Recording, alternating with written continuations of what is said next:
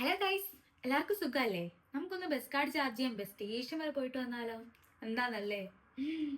ഈ കാർഡ് ഞാൻ ഇങ്ങനെയാക്കി അല്ലെ, ഈ കാർഡ് ഞാൻ ഇങ്ങനെയാക്കി. അതുകൊണ്ട് നമുക്ക് ബസ് കാർഡ് ചാർജ് ചെയ്യാൻ ബസ് സ്റ്റേഷനിൽ പോയിട്ട് വരാം. ശരിക്കും നമുക്ക് ബസ് സ്റ്റേഷനിൽ പോയി ചാർജ് ചെയ്യേണ്ട ആവശ്യമൊന്നുമില്ല കേട്ടോ. പിന്നെ ഞാൻ എൻ്റെ അവസ്ഥ പറഞ്ഞല്ലോ. നമുക്കിവിടെ ഏകദേശം എല്ലാ ബസ് സ്റ്റോപ്പുകളിലും നമുക്ക് ബസ് കാർഡ് ചാർജ് ചെയ്യാനുള്ള മെഷീൻ ഉണ്ടാവും കേട്ടോ. അത് നമുക്ക് ഇൻ്റർസിറ്റി വേണമെങ്കിൽ ഇൻ്റർസിറ്റി ചെയ്യാം, ഓൾസ്ലവേനി വേണമെങ്കിൽ ഓൾസ്ലവേനി ചെയ്യാം, രണ്ടും വേണമെങ്കിൽ അങ്ങനെ ചെയ്യാം. ഇനിയിപ്പോൾ പുതിയ കാർഡ് എടുക്കാം, €3.